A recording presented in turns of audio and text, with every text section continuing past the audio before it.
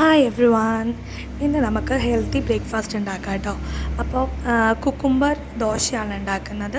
അതിന് നമ്മൾ കുക്കുംബർ, ഇഞ്ചി, വെളുത്തുള്ളി, പച്ചമുളക്, കുറച്ച് ജീരകം ചേർത്തിട്ട് നന്നായിട്ട് അരയ്ക്കുക. എന്നിട്ട് ദോശമാവിലേക്ക് മിക്സ് ചെയ്യുക കേട്ടോ. കക്കിരി അരയ്ക്കുന്ന സമയത്ത് വേറെ എക്സ്ട്രാ വെള്ളമൊന്നും ആഡ് ചെയ്യേണ്ട, അതിൽ തന്നെ കക്കിരി തന്നെ ഉള്ള വെള്ളം എടുത്തോളൂ കേട്ടോ. കുക്കുംബർ ദോശയ്ക്ക് പീനട്ട് ചട്നിയാണ് ഉണ്ടാക്കുന്നതിന്.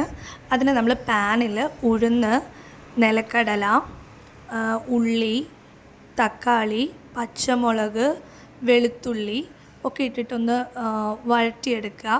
അതിലേക്ക് കാഷ്യൂനട്ട് വേണം എന്നുള്ളവർക്ക് കാഷ്യൂനട്ടും ആഡ് ചെയ്യാം, കുറച്ച് തിക്കായിട്ട് കിട്ടാൻ വേണ്ടിയിട്ടാണ്. പിന്നെ ഹെൽത്തി ആണല്ലോ. പിന്നെ മല്ലിയില, ഇതെല്ലാം കൂടി ഇട്ടിട്ട് നന്നായിട്ടൊന്ന് വഴണ്ട് വരുന്നവരെ വെയിറ്റ് ചെയ്യാം.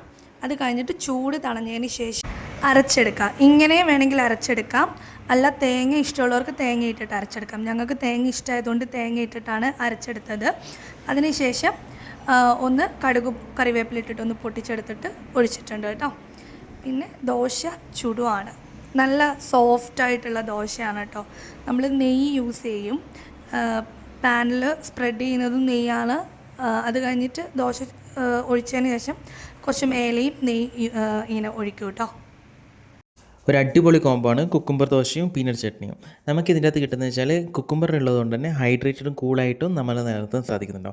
പിന്നെ ഇതിനകത്ത് പീനട്ട് ഹൈ പ്രോട്ടീൻ സോഴ്സാണ്, അതുകൊണ്ട് ഹെൽത്തി ഫാറ്റ് എനർജിയൊക്കെ നമുക്ക് മെയിൻറ്റെയിൻ ചെയ്ത് കൊണ്ടുപോകാൻ പറ്റുന്നുണ്ടാവും. ഒരു പെർഫെക്റ്റ് കോംബോ ആണ്. നമ്മൾ ഇതിൻ്റെ കൂടെ കഴിച്ച ഫ്രൂട്ട് പപ്പായയാണ്. പപ്പായ എന്ന് വെച്ചാൽ നമുക്ക് ഡൈജഷനെ ബൂസ്റ്റ് ചെയ്യുന്നുണ്ടാവും, പിന്നെ ടോക്സിൻസൊക്കെ ഫ്ലഷ് ഔട്ട് ചെയ്യാൻ വളരെ നല്ലതാണ്. നിങ്ങൾ ഏത് ഫ്രൂട്ട് വെച്ചാൽ നിങ്ങളുടെ ഡേ സ്റ്റാർട്ട് ചെയ്യുന്നത് ജസ്റ്റ് ഒന്ന് കമൻറ്റ് ചെയ്യുമോ.